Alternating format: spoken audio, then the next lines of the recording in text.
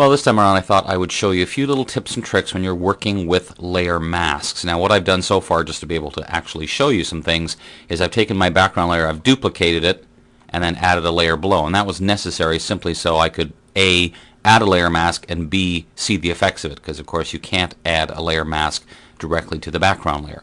So let's start off with the basics. If you need to add a layer mask, of course, you can click on the Add Layer Mask button, and that adds it in this Reveal All mode, meaning the layer mask is white, therefore nothing has happened. So if I undo that, if you ever want the opposite, if you want the layer mask to be filled with black and hide everything, hold down the Option key on the Mac, Alt for Windows, and click on the Add Layer Mask button, and you'll see it adds it in black. So once again, we'll undo that.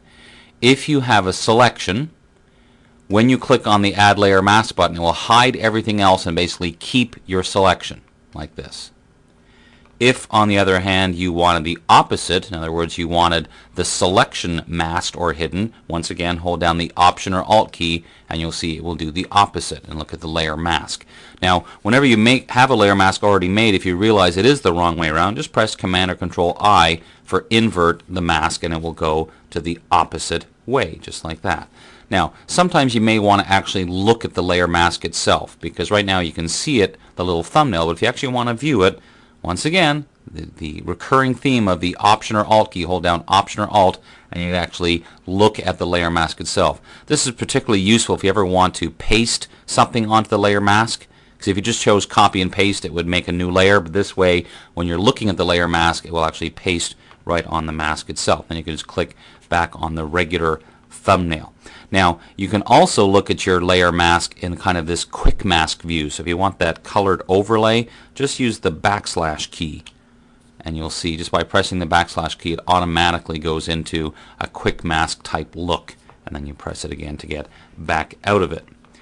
If you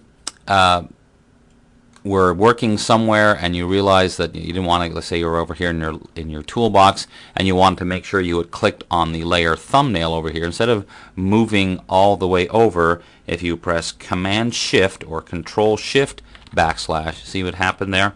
It goes and automatically selects the layer mask thumbnail, so you make sure you're in the correct place.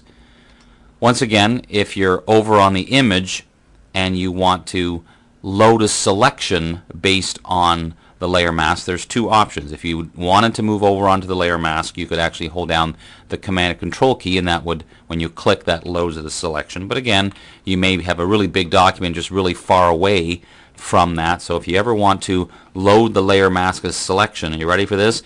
Command Option Shift or Control Alt Shift backslash, and that automatically adds your selection as a layer mask. If you ever decide you want to temporarily turn off the layer mask, just hold down the Shift key and click, and you'll see a big red X go through it to tell you there is a layer mask, it's just not currently visible. So let's throw that away for a second. Delete it. And here's what we're going to do. We're going to duplicate this once again. And on this top copy, we're going to load the highlight. So I press Command Option or Control Alt tilde, which is the key right underneath the Escape key, to load the highlights. And then we'll add a layer mask.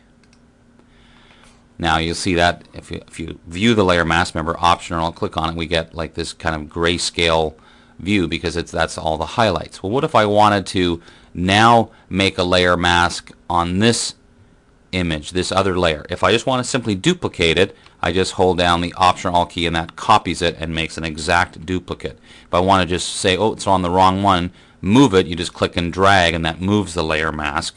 But what I want to do is an interesting little trick, and this was actually in Scott Kelby's Channels book. It's a great little trick when you're doing this kind of work with, you want one layer mask that has the highlights and one that has the shadows. In this case, you hold down Option or Alt and the Shift key, and look what happens when I drag it, it also makes an invert. Let me show you that layer mask. You can see it's actually an inverse of this layer mask. Okay, so there you go, just a bunch of little things. So when your layer mask is such an important part of working in Photoshop that the more of these little shortcuts you can use to speed up your work, the better it is.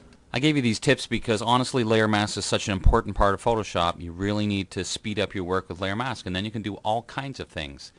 Okay, that really didn't involve layer masks at all, it just gave me a chance to show my book cover again, but seriously, get to know layer masks. They really will help you. I'm Dave Cross. I shall see you next time.